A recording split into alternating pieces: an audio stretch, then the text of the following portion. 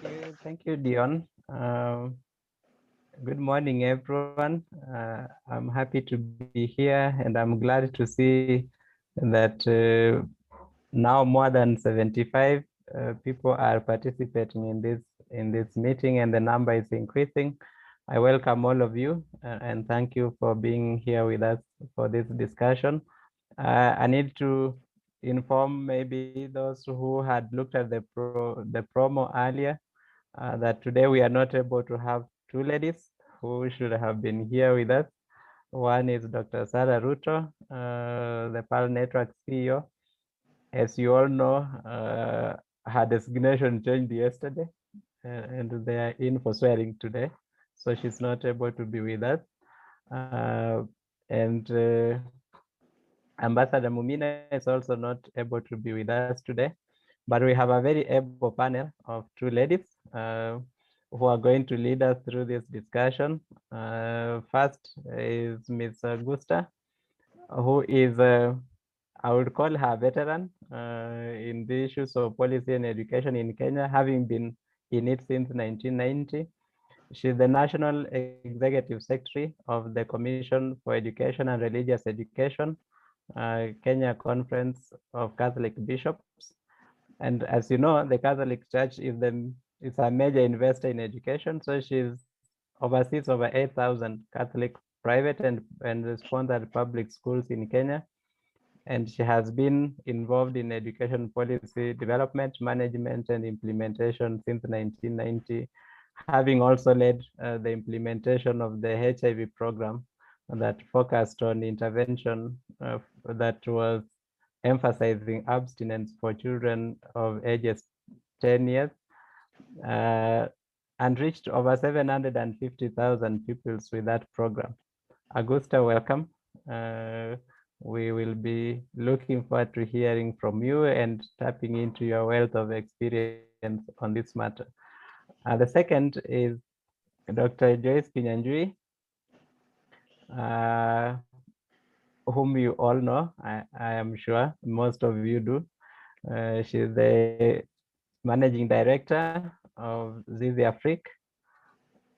Please go back a bit, whoever is running the screen. Yes, here we have the bio for Dr. Joyce Kinyanjui. She's the managing director of Zizi Afrique. I don't know why that screen is running that fast. Please go forward one slide here. Thank you. Is it okay So, now, Emmanuel?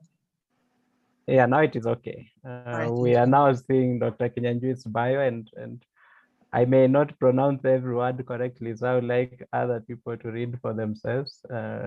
We were all taught by different primary school teachers. So Dr. Kinyanjui is the managing director of Zizi Afrique, an organization which envisions an Africa in which each child has an equal opportunity to grow, learn, think, and thrive.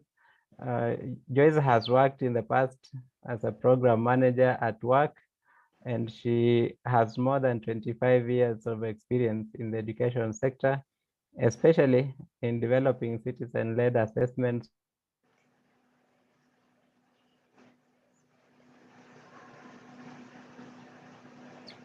for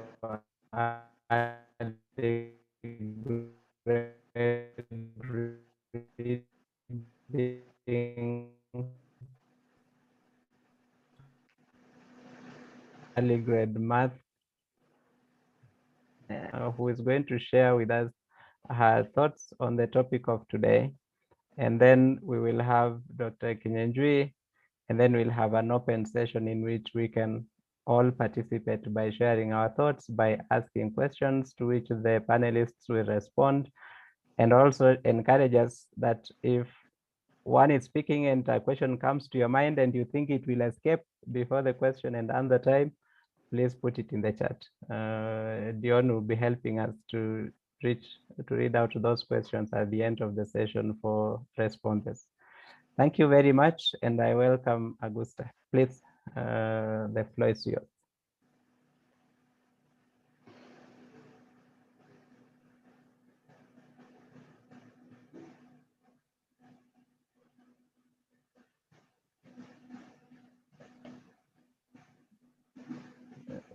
Miss Augusta, are you there with us?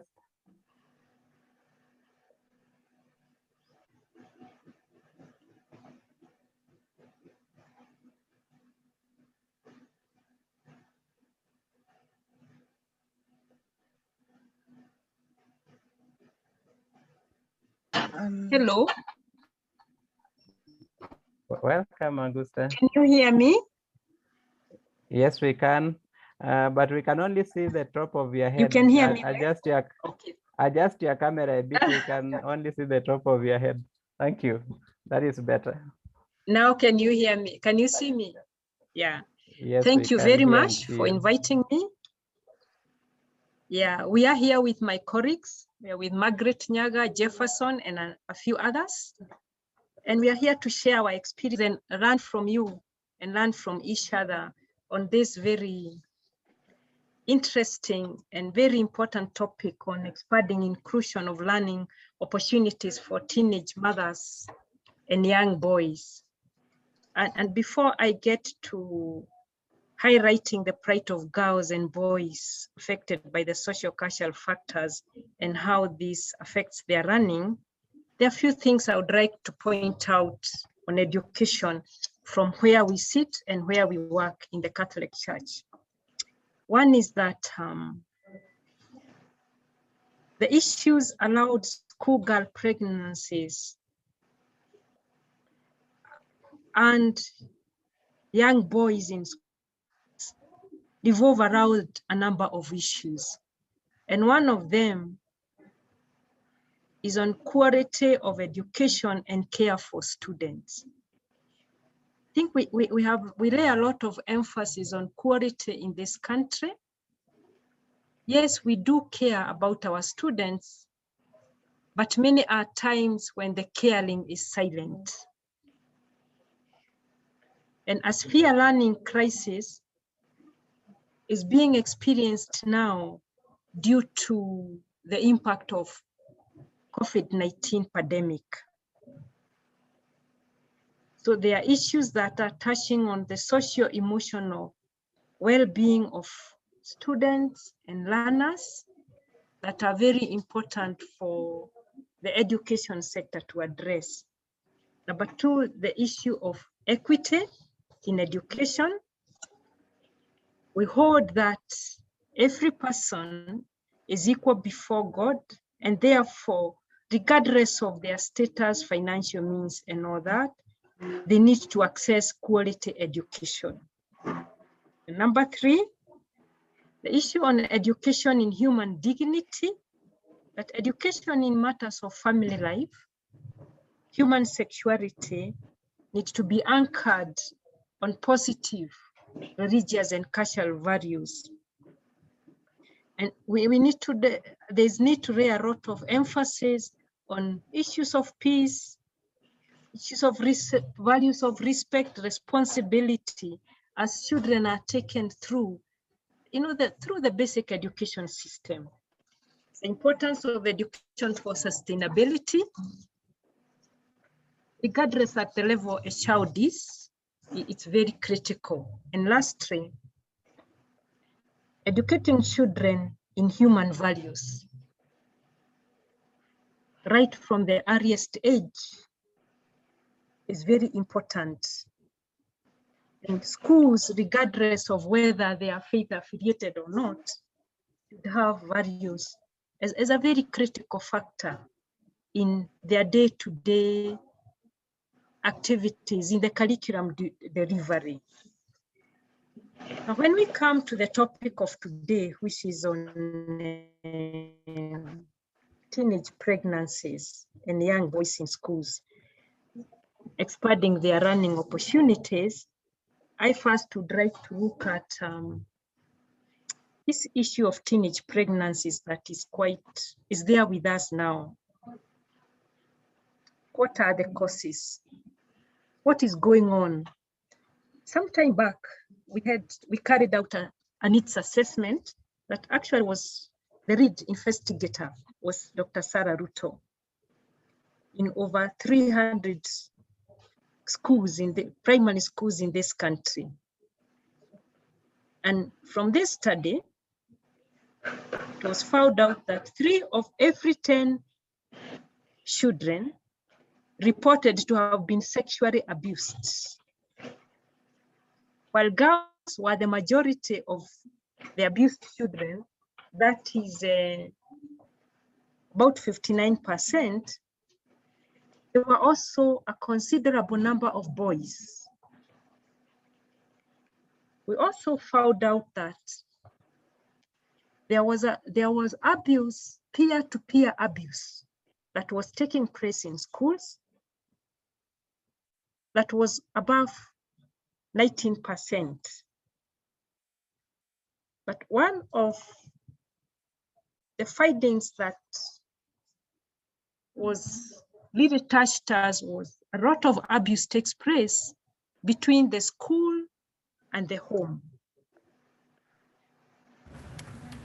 And a number of pregnancy cases that time were as a result of defilement. So one of the causes of pregnancy is child defilement.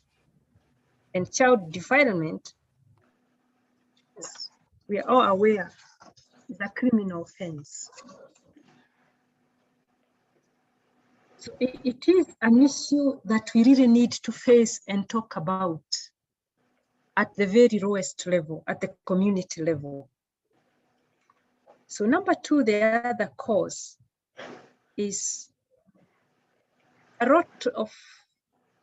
there is inadequate understanding of the biological and physical and emotional changes that are taking place in young girls and boys. Besides the inadequate understanding, there is at times minimal support from the school, either from the teachers, from the parents or guardians, in helping these children understand what they are going through. Number 3, there are a lot of myths peddled, as well as grooming by prospective perpetrators on the benefits of sexual acts for young girls, mostly young girls. And these myths ought to be demystified through programs. Then number 4, there are a number of children who depend on older persons for almost all their basic needs. And at times, the provision of the basic needs is pegged to favors. That is favors for the provider. And in a good number of some of the cases we have come across fall under that. Children who, due to their background, have to depend on adults who demand favors from them. And usually the favors are in their sexual favors. Number 5, the increased access to pornographic materials due to, I think every child in this country, most children in this country can access a phone, and through the phone they can access a lot of stuff. And this has increased engagement in sexual activities by children. In fact, in the survey that we carried out, the issue of access to pornographic materials came out very, very strongly. Now, the other causes are the causes that based on deeper societal processes and belief systems that are pegged on our tradition and culture. There are issues of early marriages. There are issues of FGM. There are also issues of our culture whereby you find children have been defiled, cases of incest, and they are covered up. They are not talked about, and those become cyclic. The other causes are the unstable family setups.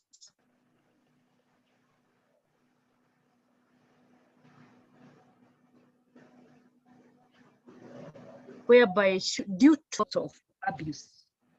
And the last one that I would like,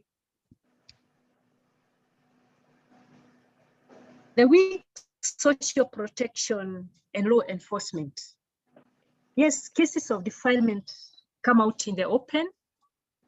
We have had many that have gone through the full court process and judgments are made in favor of the child. But there are also many others that not only are covered up or are sorted out locally, and locally means that it's covered up, the girl ruses. So with all that, then at one is left wondering, what value do we have for children? How are we protecting our children if we cannot even protect them from the immediate family members who are taking advantage? When coming to the impact of teenage pregnancies on girls and their impact on education, the impact is very, very adverse. In the few cases that we have encountered since schools opened in January, what we are finding are girls who are coming from very strained family relationships. Their parents feel disappointed by the girls. The girls feel nobody wants them. So there's disappointment, there's frustration, there's confusion, there's discrimination, there's blame game.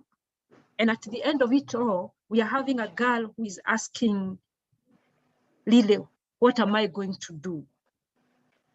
So the issue of the strained relationships between the parents or the guardians and the girls are of great concern. Because what happens if those children are in day schools? Who is taking care of them? What will happen when they become mothers? Who will support them? Now, the other issue is, yes, we have the policy on teenage pregnancies and the integration of girls in schools. But as we opened in January, we are opening in very unique times, the times of COVID-19. So schools were preparing to welcome the children in an environment that would be healthy, with all the measures that are required by the Ministry of Health. The issue of welcoming students who are mothers to be, I'm not sure it was in the agenda of the school. So how are our teachers, how are our principals, the heads, the support staff, and the students themselves prepared to welcome their classmates who are mothers to be? So we are having cases of discrimination, cases of bullying in some areas that definitely will impact on the running of those children. But on the other hand, there are also schools that have been able to work out systems so that the children are supported. But how many are they? Do our heads have the time? Do the teachers have the time to support that and deal with other issues that the children are experiencing after being home for 9 months? Now, the third one is on the issue of the health of these mothers to be.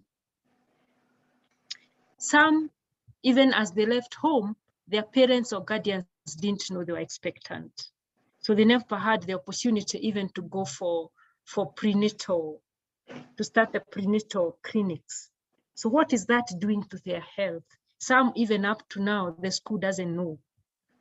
So what will that, how is that impacting not only on their health, but on their learning? They don't have opportunities even for counseling. So chances are very high that will impact on their health. Now, when it comes to the boys, there are boys who have gone through a lot of negative experience, even during those 9 months. The boys who are recruited, who are engaging in drug abuse, in all sorts of violence. There are boys who could be fathers to be or are fathers. So how is that? Sorry, Augusta, the timekeeper is reminding me to ask you to finish up in a short while. Taking an interest to support. I'm finishing with the boys, who is so that they are able to balance, as young people below 18 years, their studies and the life of a parent to be.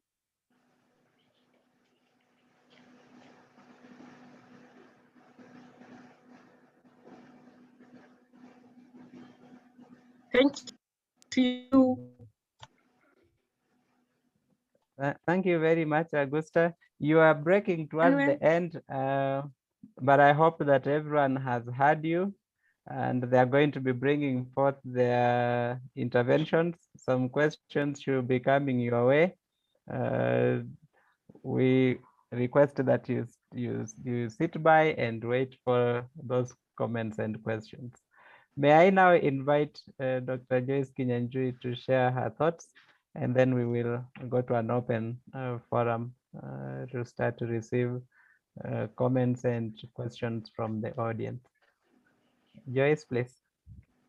Yes. Good morning, everyone.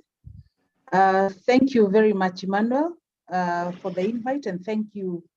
A lot of thank you to everyone who's attended. Augusta has touched on many things that are contributing to teenage pregnancies. And a couple of weeks ago, I visited a school in Kajiado, where the girls who've resumed are back. And a few issues, we do have a re-entry policy. There's a lot of thought and support that needs to go into that. The first thing that I found, which I really appreciated, is the girls said they didn't feel any, they weren't stigmatized in the school. So the idea that a school can be a place where learners who are expecting can be comfortable, we don't seem to be talking a lot about that, because it's one thing to send the girls back to school, but do head teachers and teachers have the skills required to create an environment where all the girls who come, those who are nursing, are comfortable. And one of the challenges the girls were talking about is food. For mothers who are here, or you have a sister, a wife, who you've been around, who is expecting, sometimes different types of food are not, the mother doesn't want to eat them, or they're uncomfortable. And the girls really complained of acidity because of the school food. Again, that's a health issue. And also meeting the nutritional needs of the girls. Are they able to get all the nutrition they need for themselves and the children? And the other issue was also even the school uniform. So the girls were still wearing their skirts, which I thought was a bit uncomfortable. And the last issue the head teacher raised was, in case of an emergency, and the girl has to undergo an emergency cesarean, who signs for that? And if there are legal issues after that, if parents take their children to court, the principal to court, that they took them to the wrong hospital, or something goes wrong, like it sometimes will, what happens? So there should be a lot of thought, and some places are so interior, even getting a motorbike is difficult. And anyway, a person in labor, a bicycle or a motorbike may not be the most comfortable. Again, the issues of health, and up to how far should it be 8 months so that they go and deliver at home, and even if we set a time, what really happens? So at least I was able to understand the deeper issues that are going on within the school setting. And for me, the greatest, one of the greatest contributor, of course, is socio-cultural issues, especially in places where FGM is still taking place. Because once a girl undergoes FGM, she's considered a woman who can now marry. And in some cultures, she cannot sleep under the same roof as their parents. So the implication is that this girl, parenting for her ends immediately, whether at 10 or 11 years, 12, they're considered adults who can make their own decisions.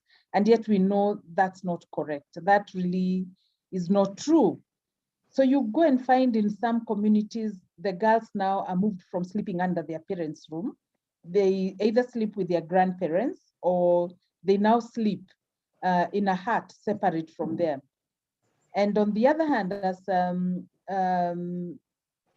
Augusta has mentioned, there are also now the boys who have also undergone circumcision, where they're also told they're adults who now can engage freely in sex and they can marry. So when you have children who have been sent away, the sleeping arrangement and food arrangements are altered because of circumcision and FGM, then that is one place where some of the pregnancies happened. And the greatest eye opener for me was most of these pregnancies are really by their peers, because we went into a lot of depth discussing with girls who are pregnant and those who had children, and most of them talked about those who are their boyfriends. Maybe only out of the girls we met, only one refused to disclose who the father of the child was, but most of them it's from their peers. So again, the issue of education, the issue of cultural myths. So those are issues that need to be addressed at community level, because these cultural issues that declare you an adult, and yet we know the age of an adult in Kenya is 18. And now food arrangements and sleeping arrangements change, are some of the things that are contributing to that. I know we are focusing on teenage pregnancy, but I just want to highlight the plight of boys. We recently, I returned from Isiolo the day before yesterday, and we went to two different schools. In one school, there were only 3 boys, and the next school, there were only 10 boys. The girls were safely in school, but the boys had gone to undergo circumcision. Again, they're expected to be adults after that. So of course they will come. Their brides are the ones who are in school, and they're the ones who will remove the girls in school. So even in today's meeting, we can begin discussing, how the socio-cultural factors that are contributing to teenage pregnancies, and what affects the boys is definitely affecting the girls. I want to stop there because Augusta had highlighted the other factors leading to teenage pregnancies and the issues surrounding their plight and re-entry to school. Thank you. Thank you very much, Joyce. We are now to the point where we want to welcome everyone to make the intervention. I see a few people are starting to put their comments in the Q&A. You can use that space to put your question or comment. We will want that we are very brief and to the point. If you are asking a question and if you are making a comment, also be very brief for those few who will speak directly, so that we can have as many of us who are present here to participate. I just want to highlight 2 points that I feel are important that we think about. One is the point that Augusta raised about girls getting pregnant in between home and school. I think that is an important point to think about as we now discuss this idea of abolish boarding schools and let all children go to day schools. What will be the implication for increased commuting if that is the space where many of these girls are getting pregnant? And the second point I want to highlight is the point that both Joyce and Augusta have raised, the issue of boys, because these boys we must focus on the boys as part of the solution of preventing these teenage pregnancies. If we don't focus on the boys as well, if we focus exclusively on the girl, we may be solving one side of the equation and not solving the other side, and we may have the problem continue. So it's important that we look at how do we deal with the boys, not in the manner that we have dealt with in the past, which has been criminalize the boys. You had, I think, some judge in the past to say he wanted to review the rule on sexual offenders because of the fact that there are too many young boys in prison now on accusations of having sex with their age mates who are girls. And so the approach has been to criminalize the boys, but I think the approach should be how do we make the boys understand their responsibility in making sure that teenage pregnancies don't happen, because that is a problem for the whole society, including them in the future. Thank you very much, and I welcome Dion to first of all go to the Q&A section and read out a few of the questions that have been asked. I hope that those putting them there are directing them to either of the panelists, so that we please highlight whom you are directing the question to or comment when you are writing it in the Q&A. And then after that, we will ask you to raise your hands so that we can give you a chance to ask your question for those whose questions are not in the Q&A. So Dion, please go to the Q&A and read out some of the questions. All right, thank you so much, Dr. Manyasa. So there are a few questions that are not directed particularly to any panelist. I'd also just like to inform you that we have Mr. Fred Hager and then Anne Gashoya. So kindly feel free to take some of these questions as part of the panelists. So there's a question from John Mugo. It's directed to Joyce. He says, Joyce has touched on aspect of peer love. What approach can be taken to address this? Are there approaches that have worked? So that's the first question. Maybe Joyce, if you're just thinking about it. Then this is a comment from Orpa Ongiti, who says we should start thinking about reviewing these policies. On the other hand, teachers need to be trained on how to handle mothers to be in school. There's a question from Leonard Falex, who says, how do we balance between supporting pregnant teenagers and discouraging early pregnancies? Unfortunately, that is also not addressed to specific panelists. So Dr. Manyasa, if you can just help me, redirect the questions to either Joyce or Augusta and her colleagues. And then there's Amos Otunga, who says, what are the possible reasons why a girl totally refuses to disclose the father of the child? I think we can take those for now, Dr. Manyasa, and then I'll keep on checking. Okay, maybe I can take. Sorry, now that we have a direct question to Joyce, I want to request Joyce to start, and then Augusta will come in to answer what Joyce would not have answered. Joyce, please. Yes, the issue of peer love. One of the approaches is mentorship, where our young people need to understand about themselves, their emotions, what they are going through, and also creating healthy relationships between boys and girls. and even sexual and reproductive health, because most of what I encountered in Kajiado was really peer love. And that's what I would think about parental care. That's one of it, because I think with the situation I was describing, then it means teenagers are left to their own devices because they are not sleeping under the same roof with their children. And most of them said their parents didn't talk to them about sex and sexuality. So the school can pick up part of that. Then the other question was that I would want to address was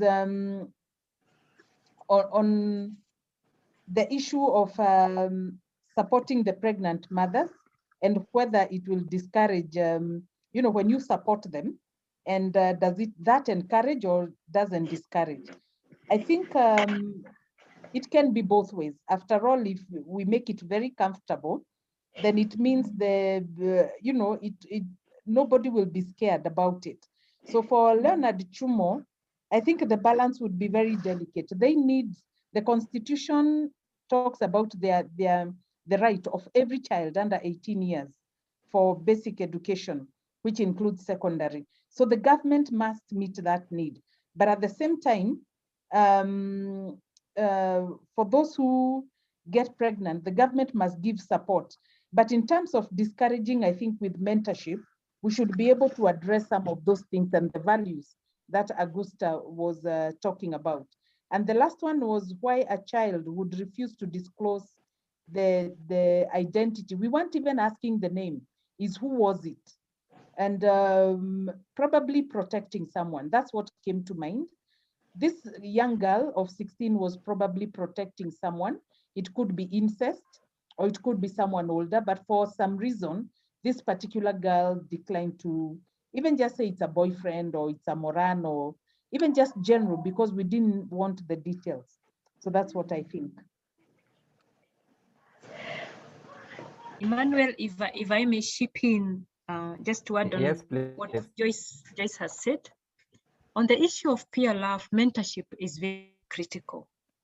But we need mentors who are trained and who will mentor positively. Because in some cases, we also get mentors who, instead of supporting, they undo the good. So the training in mentorship, across the community, at the community level, the school level, places of worship, for us is very critical. We run 2 programs that target children ages 4 to 14. And these are the areas we focus on.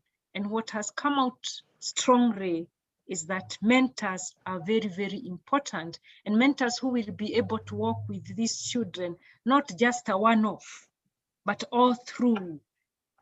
It is quite helpful. It helps in informing them, even in values and life skills. On the issue of why girls don't disclose, there are a lot of threats from the family, more so if the person responsible is from the family. There are a lot of threats, or a person in leadership, in authority, not leadership, in authority. There are a lot of threats that are there. Now, on the issues of boys and violence, I think really, I really would go in.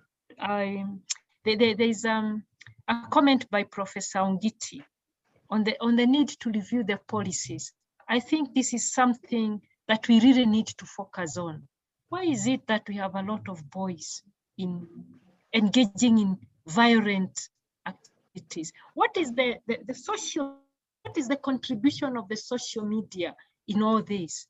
The issue of the rites of passage and what the impact they are having on boys is something that we really need to look into. Thank you. Thank you very much. Maybe we give a chance to those who want to ask the question directly. Could I see any hands quickly for a few minutes, then we'll go back to the Q&A. Yes, we have a few hands. So there's okay. Josephine Ondieki. So we'll just promote her to a panelist, and then she can ask her question. Then we have Orpa, who's also raised her hand. We have Mary Mwami. I've allowed them to talk. And then we have Ruth Samway. And the numbers are increasing. So yeah, Amos.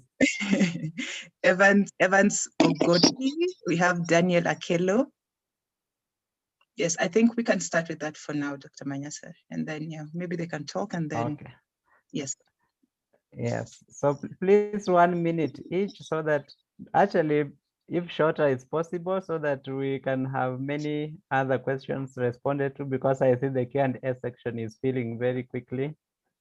Go ahead, please. In the order of Mary, Josephine, yes. Evans. Yeah. Thank you, the committee and the panelists who have prepared this. I'm an educationist in Nairobi for very many years, but right now I'm a politician at the County Assembly of Nairobi. We're representing gender, and of course I have a very big interest in education. I'm even in the education committee. What you have done is very good, and you have gone to Kajiado, but I think the replica can be found within Nairobi, where we are having a lot of incest, children being molested. Remember, majority of our people live in the slum areas, and they live probably some of them in one room and with mixed siblings. There is a lot of incest. Sometimes, most of the time, it's never reported. So when you find that a child is not saying who it is possible it is somebody in authority or somebody within the family, or the boyfriend also has threatened, and for their survival, they have decided they are not going to say. However, I would like to just to come to the point that boys are, we must mentor boys as we mentor girls. Because if we have empowered boys who know who they are, who know the rightful place for sexual activity and the responsibility that go along with them, then we would. So we must not just concentrate on the girl. And I think we, the feminists and the women who are involved in gender issues, we have concentrated so much on making sure that a girl is empowered, and we have left, a girl is empowered and we have left the boy. We must educate the Moran who is in the bush and educate them that there is a rightful place, even if you get circumcised. And so we have to set up structures that are in the society so that our chiefs can be with us, our educators can be with us. But more recently, we need to have parents who know their responsibilities as parents. We have a generation that doesn't know the responsibility of being a parent. So mine is not completely a question, but it's an observation. And we need to really come up with measures. And the reason, the fact that these children got pregnant, most of them when they were at home with their parents. Thanks, Mary. Allow me to cut you so that we can go to the next person. Thank you. Yeah. And the next is Alpha. Yeah, thank you very much for giving me this opportunity to share. Mine is just a contribution. My area is in education, administration, and policy studies. And I could like to thank the panelists and say that this is a very topical issue. I happen to be a board member of one of the girls' schools in Kisii. And last week I went there, and one of the teachers reported that they have so many girls who have come back pregnant. And they were like more than 10, whom they could be able to see a protruding stomach. The rest, they don't know, but they are suspecting. Then I said, why can't you check? They said, no, we are not allowed to check. You cannot do pregnancy tests in school. You cannot ask them anything. You cannot do anything to them. And even when it comes to even going to the clinics, you know, it's a private affair. And when it comes to food, it's a challenge because one of the male teachers said that one of the girls sent him to bring her some bananas from home. Yeah, one of the panelists has talked about the craving for food. So mine is can the government reconsider? Because during our times, girls used to be sent home to nurse your pregnancy, give birth, there's that kind of rest, then you eat maybe the food you want to eat. So can these policies be reviewed? Because it's also bad influence, according to me, to the other girls, because other girls are saying, no, we are supporting these pregnant mothers here. Yeah, it's a stigma even to those pregnant mothers in schools. And they are, according to me, it's a bad influence. And we are not saying that Thank you. telling them to go away, but Thank you, Prof. Can I? Thank you. I think you made your point on the policy issue, and I think that is a very broad discussion. I'm not sure we can conclude it here, but the panelists will respond to it. Thank you. May I move to Evans or Gotti? Evans, are you there?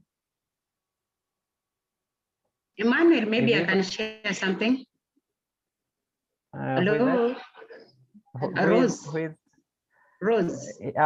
I'm going in some order, so I'll come to you. Daniel Akelo. Yes. Daniel Akelo, please. Yes. Yes. Go ahead, Daniel.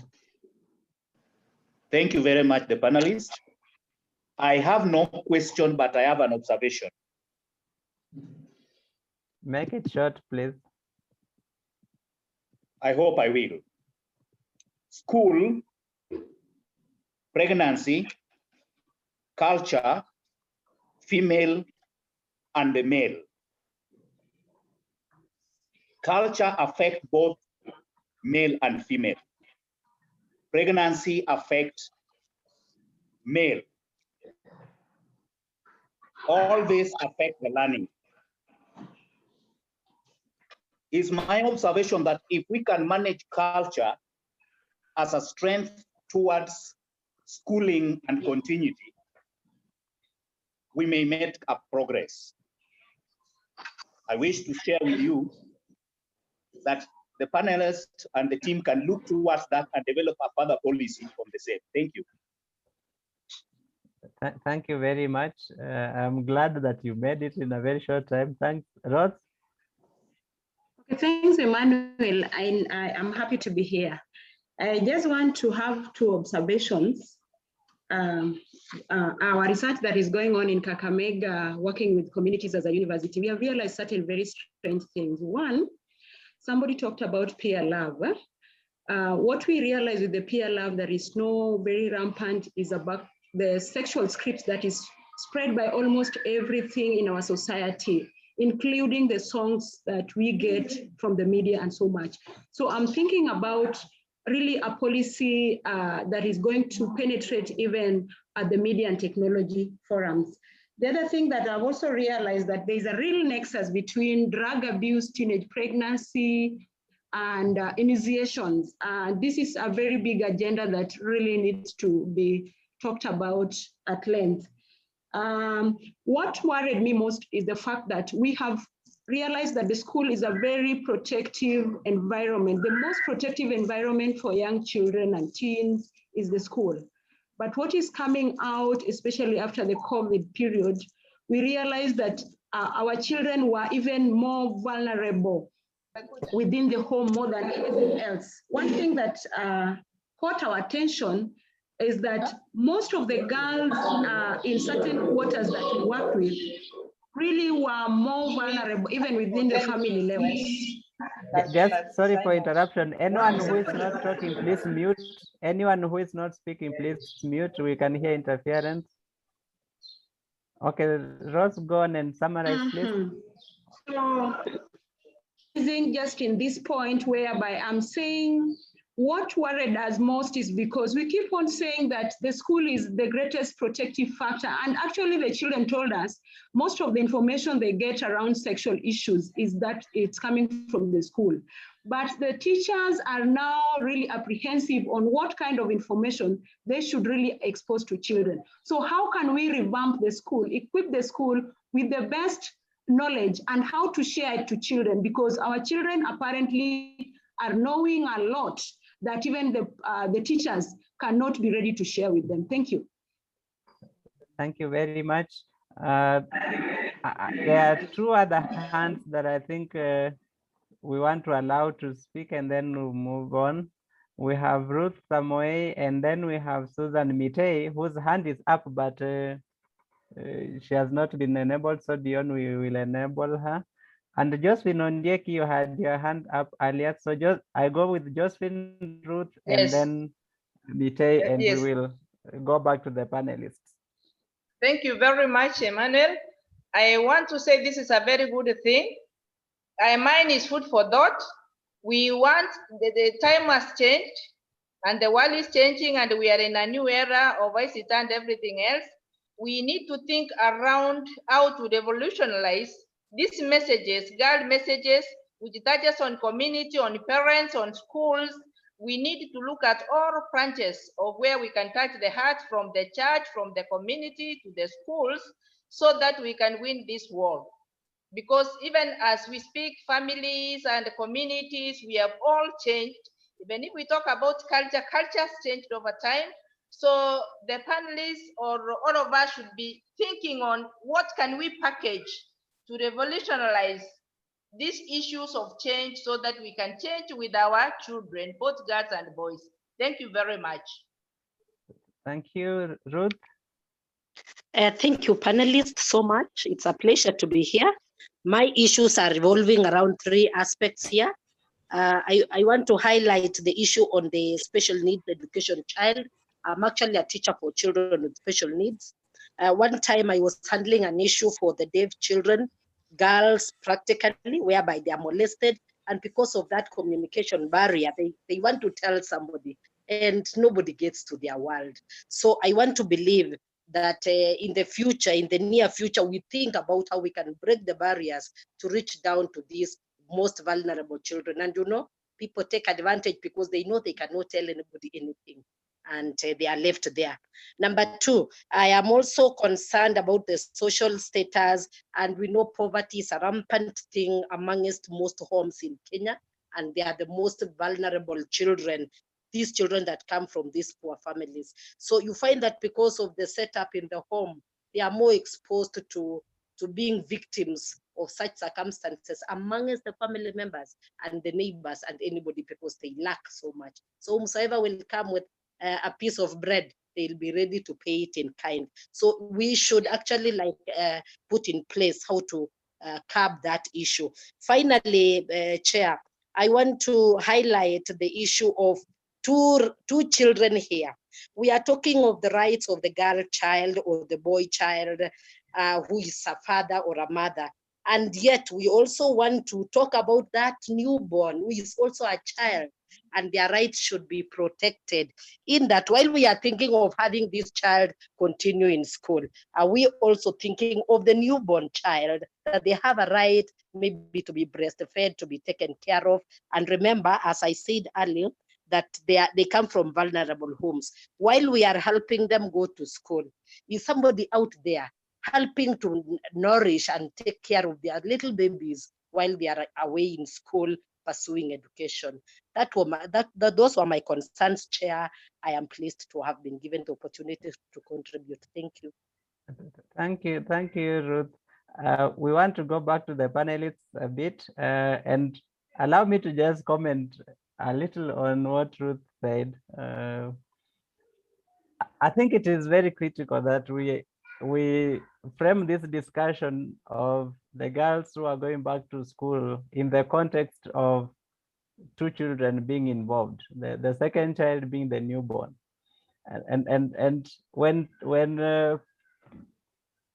Magufuli said walio na mimba hawatarudi shule, I started to ask myself the question, when this girl has gotten pregnant, most likely the father of the child is either another child, like we have been told that it is the age mates, or is an adult who has disappeared in thin air.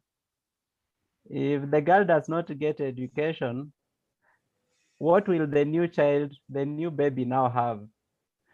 An illiterate mother, an illiterate single mother. That is the likely parentage you want to give the newborn. So it becomes very critical that she goes back to school, but then the issue of how do we make sure that the baby in infancy is actually taken good care of, so that they don't end up suffering the permanent challenges that come with the malnutrition in that age?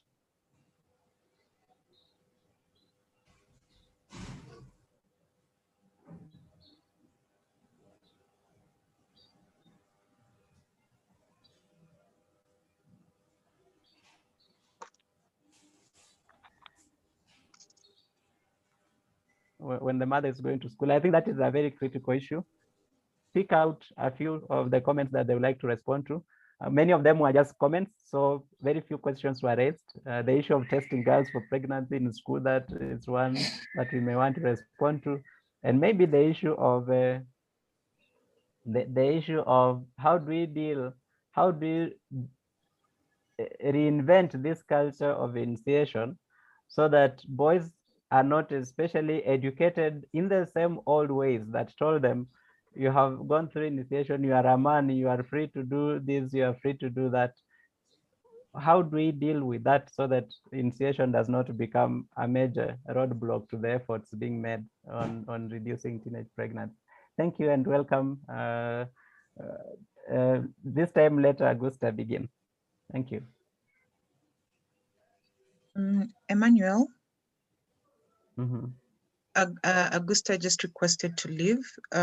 We have two of our colleagues. There's Mary and Jeff. So if maybe Mary wants to take the question, that would be great. Okay. Yes. Thank you. Then Mary, please go ahead and take some of the questions, and then we'll move to Joyce. Thank you very much for the invite and the opportunity.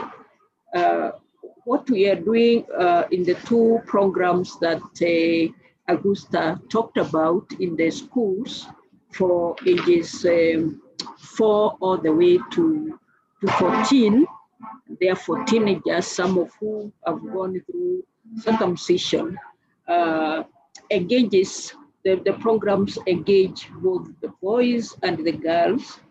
And during the sessions, when we need to speak on specific issues that touch on the boys, to make them make responsible choices, because one of the programs is called Making Lives Responsible Choices. The other program is called Nurturing and Protecting Children, ama watoto watunzwe na walindwe. We usually address the two genders, either together or separately, depending on the issues and their sensitivities.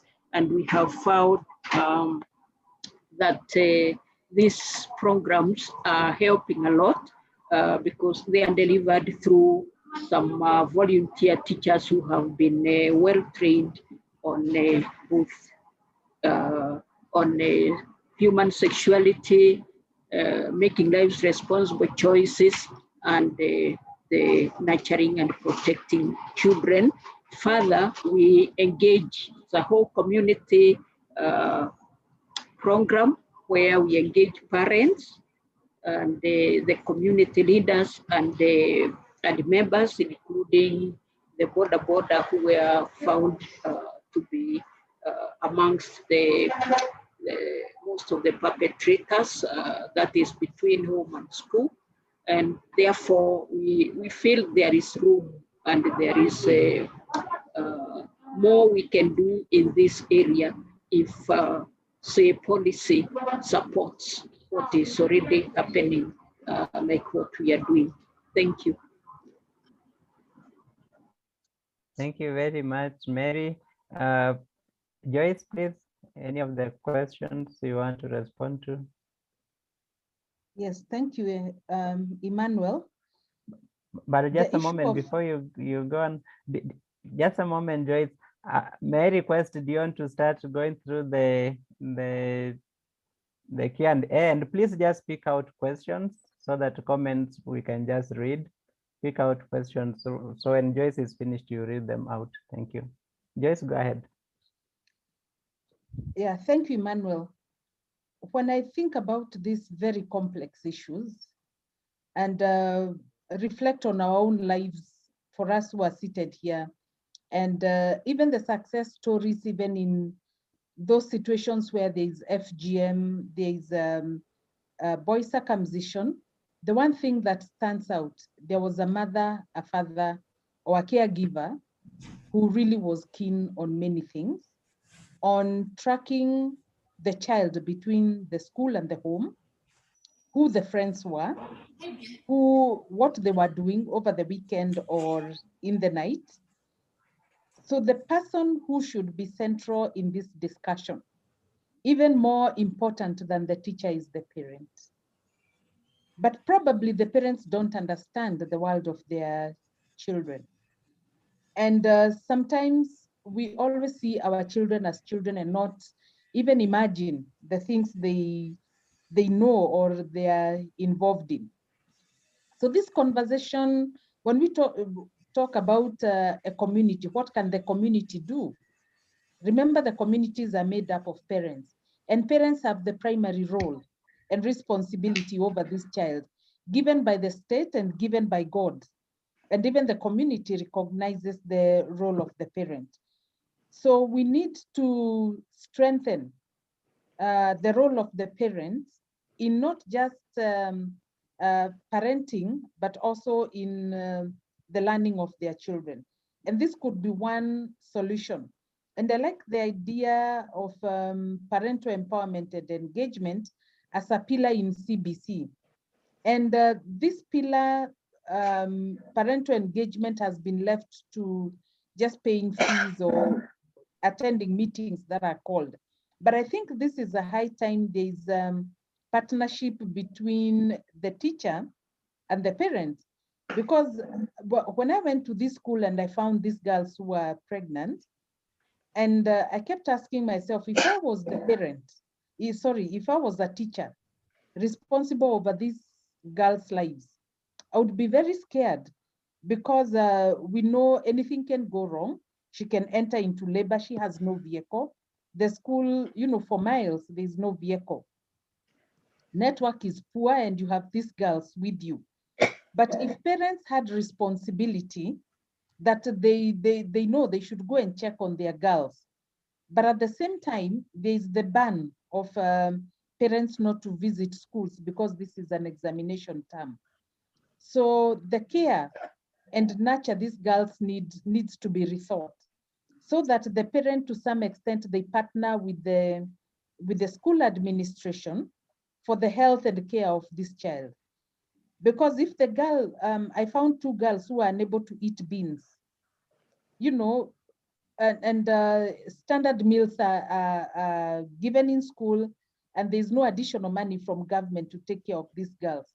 So I think this is where parents come in, that strong partnership. So that is part of the solution, and also religion can play a big role in addressing some of these issues. Those are my thoughts for now.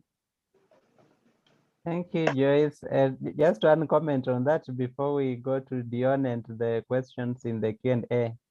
I think that I totally agree with you on the issue of the parent, but I also think that we need the community now to own children and to own education. Why do I say this? There is Mary spoke about the informal settlements in Nairobi. You live in an informal settlement, you are a casual laborer who leaves home early in the morning and comes back in the evening. That community around there needs to be able to help to observe this child, to even report to you that this girl does ABCD when you're not here, because it is very difficult. Parents are trying, but most of these parents are having to really struggle hard to make ends meet, especially if you think about urban informal settlement and the people you may have in the neighborhood. I think we need to go beyond the parent and think about the community, because previously children belong to the community, and tie that to the issue of parents being able to visit their children, especially if you have a girl who is pregnant in school and you can't visit. I think the intention was good to prevent leakage of exam, but I think criminalizing parents is not the best thing that we can do in these circumstances. Over to you, Dion. Thank you so much, Dr. Manyasa. So there's a question from Anil who says there are a number of issues raised on continuity of learning. Joyce, what education should be offered to pregnant teenagers? Is it the same curriculum or it needs to change? Now, the second question is to Augusta. Mary will take this. The ethics of the state is to improve skills to support the economy. What is the moral stance of the church in terms of sex education, including use of condoms? Finally, how can we engage more community-based learning as we move towards increasing online learning? The next question is from Martha Mutisia, who says, why should sex education be introduced to schools before these learners are sexually active? I was helped by a teacher in primary school who went out of her way and discussed sex, and it helped to complete my education without having any problem. I think that's like a suggestion. Then there's Beverly Njongesa, who's says to all panelists, on the issue of re-entry to school after pregnancy, some schools, high schools, have not implemented this policy. So what approach should be taken to ensure students are being allowed back to school? That's Beverly. From a question from Andrew Rechi to Joyce, what is being done or can be done to address the socio-cultural factors affecting girls in some communities? And secondly, cumulatively, are these issues not serious enough to warrant interventions at county or even national leadership levels? I'll take the last question and then we can, the panelists can respond. Hello, I am Teacher Fred, Head Teacher Fairview Children's Center. How can we deal with the issue of teenage pregnancy? Because generally the number of these cases are higher when children are at home during the holidays than when they are in school. Can you find a way of sensitizing parents? Because teachers are really doing their level best. Parents have left all the responsibilities as parents to teachers. They are very busy with their work than taking care of their children, whom they are actually working for. Thank you. And there's a question from Asman Amaunda who says, good morning. What is it that is making these girls to engage in sexual activities between home and school? Who is impregnating them, peers or adults? I think we've really talked about this at length, Asman. Dr. Augusta, how can devices and the internet be used to better support vulnerable youth in school environment? So Dr. Emmanuel, over to you.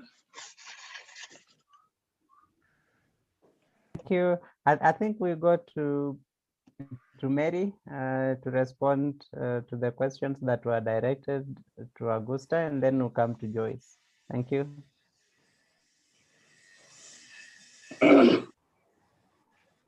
Thank you, Harry. Augusta had already responded to the issue of the church stand on sex education. Am I the only one who lost you, Mary? Sorry? I had lost you. I don't know whether I was the only one or everyone else lost you. I could hear her. Okay, please proceed. Thank you. I was saying that Augusta had already responded to the question on the church stand on sex education and the condoms. Yes, the church is doing a lot. It's just that the reach is quite limited because of our resources and the fact that, like for the Catholic Church, we have an influence on about 7 or so, or 29% of the schools. But we have these programs running that bring on board the school community, the parents, and the entire community on matters of human sexuality with the appropriate values and life skills to deal with the issues of human sexuality. But they stand on condom use for the under 18 still holds, and therefore that is the start. That is the answer we can give as at now. On using the internet, if I can move to that, that is something we have done during the long wait to reopen schools. We mounted a program in one of our dioceses, in 4 of our dioceses, sorry, and we were using the internet, the WhatsApp, the to assist the parents, to empower the parents to be able to become leaders of their own children at the household level, so that the safety, the wellness, and the continued learning of the children could be upheld. So it is possible, and it is possible for us if we sensitize the parents and the teachers and the learners about the proper or positive use of the media. They can benefit a lot, especially in this age where there isn't a lot of physical meeting between the learners, the mentors, and the learners. Thank you. Much. Please allow me to interrupt a bit. Dr. Catherine Getau would like to leave, but she says her questions were not captured. I would like to give her a chance to just ask. She had her hand up to ask the question very quickly, and then we will go to Joyce. Thank you. Okay, thank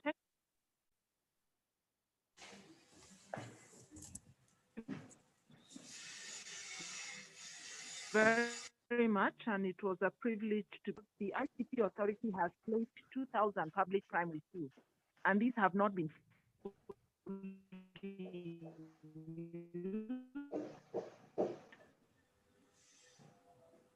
so I'm one of those who really asked the question about how can deviation now that pregnant girls are going back to school.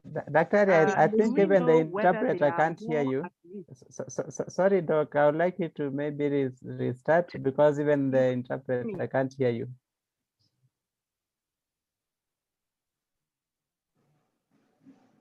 Please go ahead. Can you hear me? Yes, you're breaking. I said I'm trying to move location. Can you hear me now? Yes, that is better. Okay, so I said the ICT Authority has placed devices in 22,000 public. Now you disappeared again. You disappeared again. So may I request that you just write this comment, and then it will be responded to. Make use of address these problems. My questions are in the chat. And Catherine, hello, the chat. Maybe they.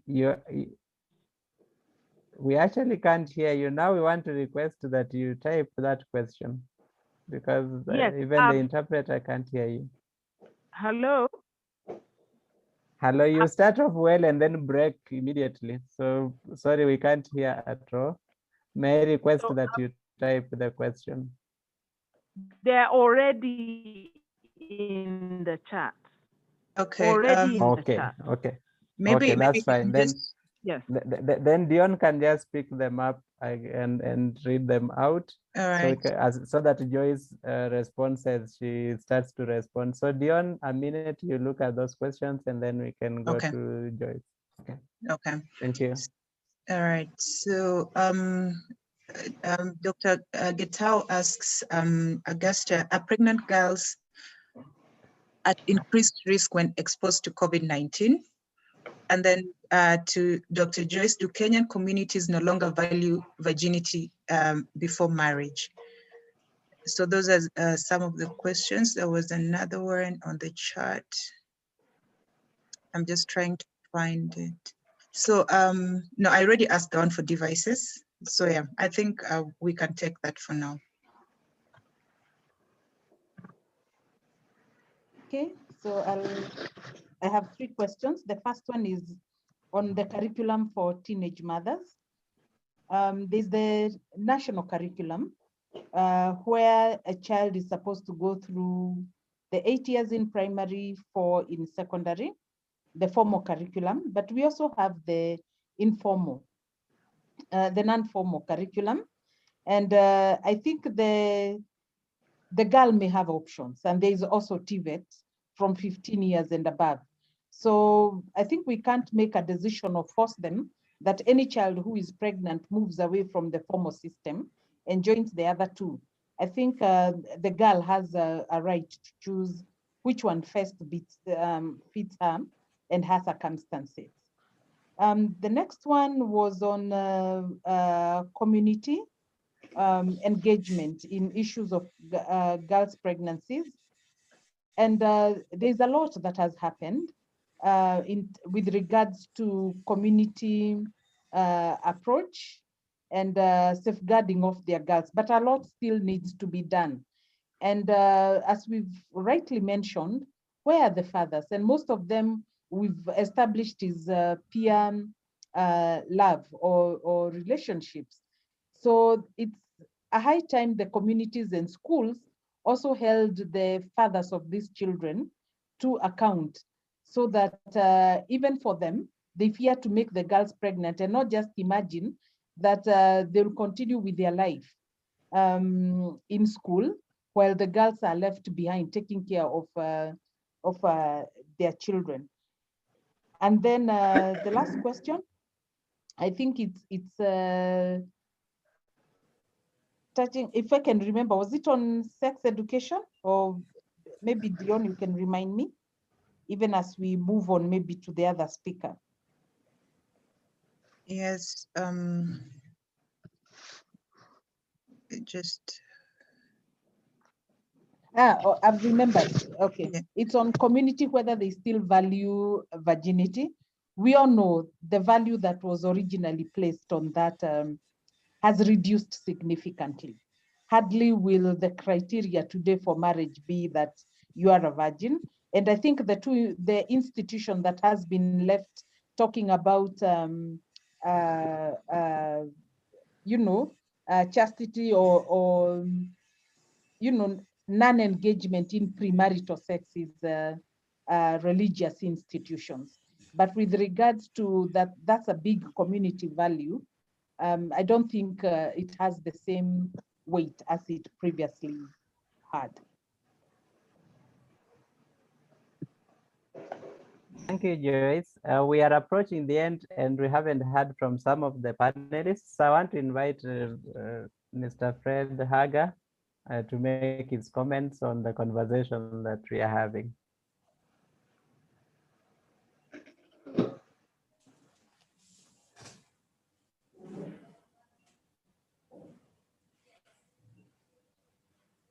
Hello, Mr. Haga, are you there?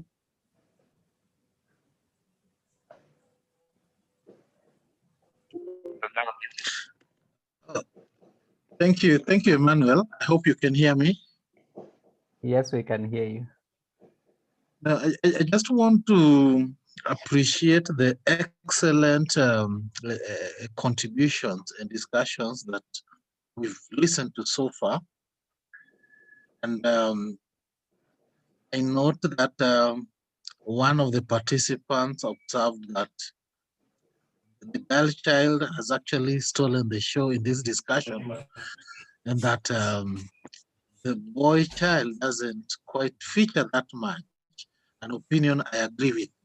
However, I want to bring in the perspective of children with special needs and other disabilities into this discussion, especially regarding sexuality and how to mentor them so that some of the situations that we've heard about this morning also becomes relevant to them. Somebody had asked me separately that how do we get this group of children or group of learners also involved?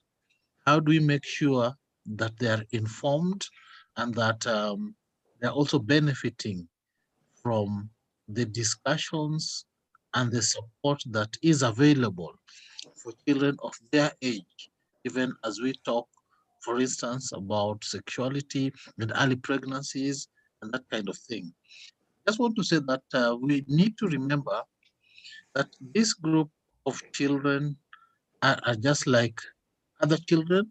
They are growing, their bodies developing just like others. The only difference would be in terms of communication and sometimes how some of them perceive things.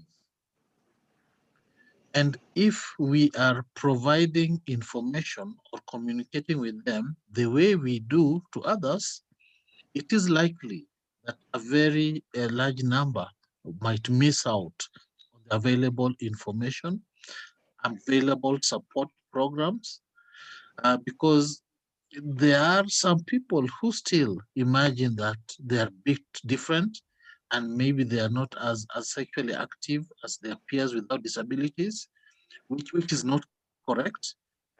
In terms of providing information, it would be very helpful to ensure that the information is accessible. For instance, those who have hearing impairments would need targeted packaging of information so that they are able to consume that. And also maybe those who are visually impaired would need also targeted packaging of information, which is accessible. The larger group of learners or children with the disabilities are those who have intellectual disabilities.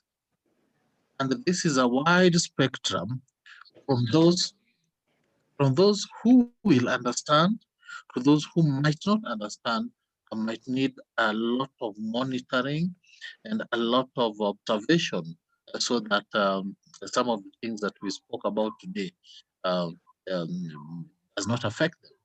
So, Emmanuel, I just wanted to bring this group your attention that this group also exists and they also need the kind of interventions and the kind of support, albeit packaged differently so that it is accessible to them.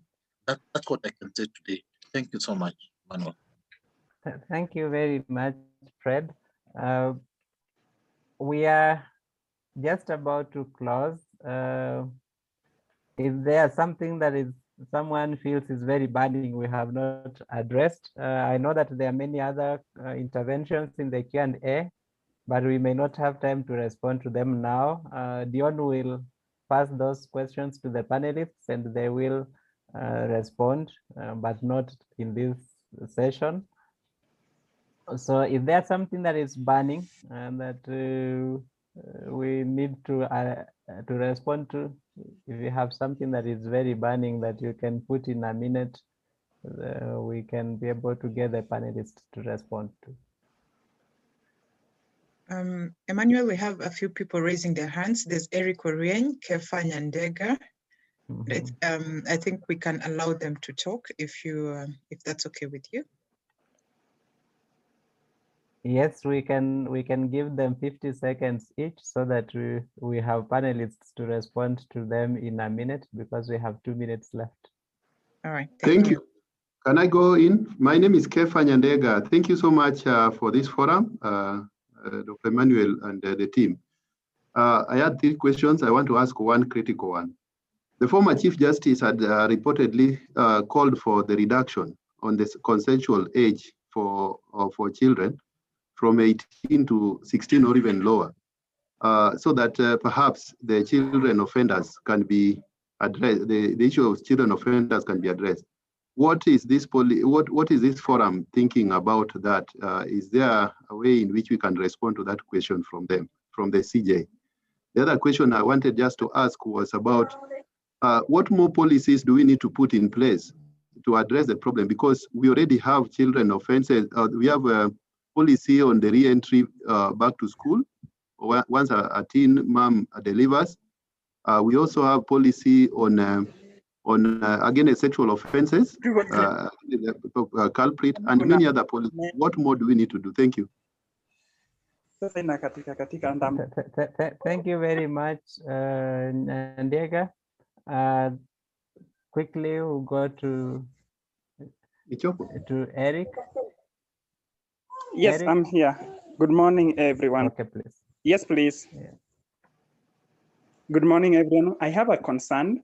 Majorly, we have talked more so in teen students that are going to school, and that's mostly in primary. What policies can we put in place to ensure that all the matters that we have discussed can be implemented early childhood, and also considering the early childhood teachers and caregivers, how best can we get them on board so that when we start this process of learning, because we said learning starts from conception. I am happy with the speaker who said that we also look into the children that are also being breastfed, but also can we think of the early childhood children so that we start molding them very beginning and they continue that progress, knowing very well that this is now the culture and they have been brought up in such a culture and they continue with it without any hiccup in between. That is my concern. Thank you. Thank you, Eric. And finally, Mitei, you keep disappearing when I'm about to give you a chance to speak. Are you there? Now I can see you on the screen. Mitei, are you there? Susan. Okay, I don't see Susan, so I think we can have the panelists respond to this. The issue of consensual age and how many policies we need to put in place, Nyandega, I think every time you implement a policy, you start to realize gaps that you may not have thought of. And so policies, you must always keep reflecting on them and reassessing them against reality and asking yourself whether they are meeting your objective. And if there are gaps, you have to keep reviewing and filling those gaps as you go along. But I'll let the panelists respond to this too, and then we can wind up.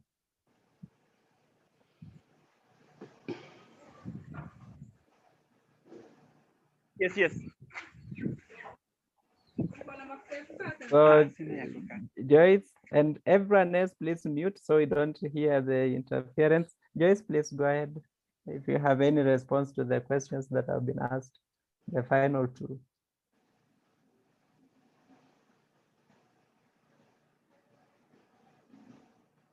Joyce, are you there? Yes, I'm here. Okay. I don't think I think lowering the age of consent to 16 and below, I think I wouldn't support it. It just feels it's allowing these children to engage in sex, and yet they are not ready to take the responsibility of the outcome of sex itself. So I wouldn't really encourage that to happen. Yeah, I think I'll address that and leave the others to maybe any other person in the panel. Mary, do you have any response to the last two questions that were asked?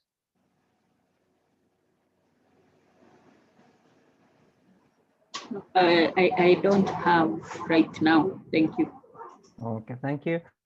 Dion, are there any announcements you would like to make? You know, there's Andrew Rachel who's really requesting to make a brief comment, and then maybe I can make an announcement after that. Okay. So if you allow him, yeah. Dr. Rachel, please proceed.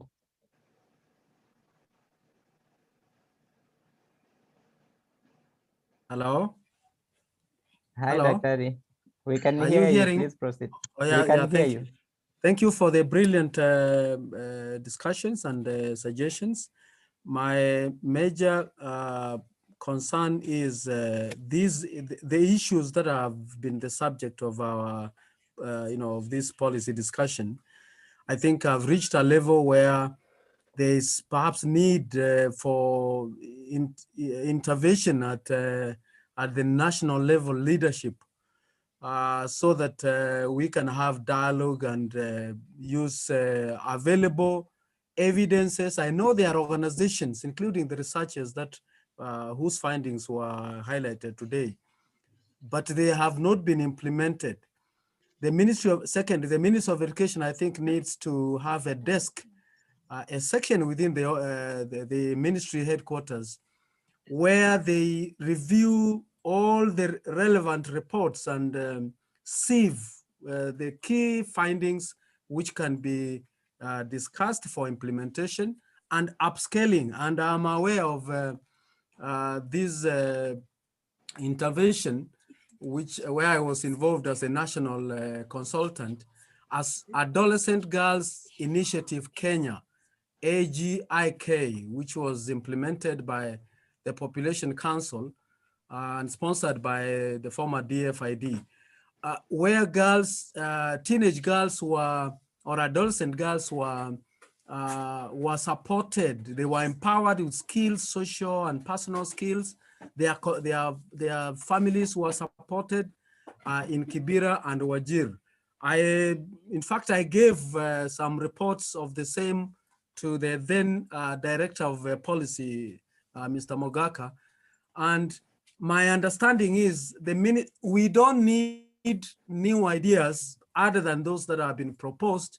The problem is we don't have a mechanism of collating all these findings and finding what can be implemented, what can be upscaled, and so on and so forth. Otherwise, it's a good intervention. I'm glad my friend Fred Haga is listening.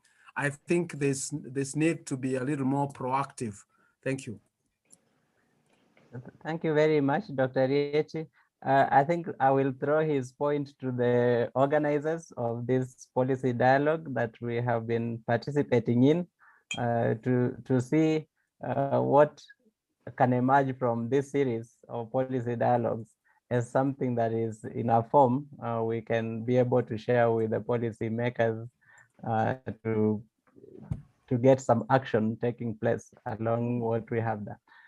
Allow me to just comment on one thing, the issue of the former Chief Justice saying reduce the consensual age. I think he was responding to what he was seeing from where he sat as CJ as a crisis of boy offenders, boy sexual offenders. And he was responding to that crisis by making that suggestion. To me, that was just an invitation for people to discuss the policy, to see what aspects of the Sexual Offenders Act can be tweaked, maybe to review the aspect where the offender is a fellow child, so that the offended is a child and the offender is a child. Not necessarily that we adopt the recommendation to change the age, but to find ways of also considering the boy child as a child and not as an adult offender. I think that was the invitation, and that we need to continue that discussion. I want to thank our panelists. Thank you very much for enabling us to have this very, very good discussion that we have had. I want to thank all the participants for this session, and invite Dion to make the announcement that she has to make, and then dissolve the meeting. Thank you very much, everybody, for being such a wonderful, for enabling a very wonderful discussion session today. Thank you. And Dion, you make the announcement and then you can dissolve the meeting. All right. Thank you so much, Dr. Manyasa, for moderating the meeting. Thank you so much to all our participants for coming in today and for the engaging conversations. I'd just like to announce two things. We're going to share the video, this recording, with all participants, and even those who registered but could not participate. The second announcement is the series is ongoing. We'll be having dialogues on a monthly basis, and we'll still come back to you, for these engaging conversations. So that's it from me. Thank you so much for joining, and you have a good day. Thank you, and bye-bye, everyone.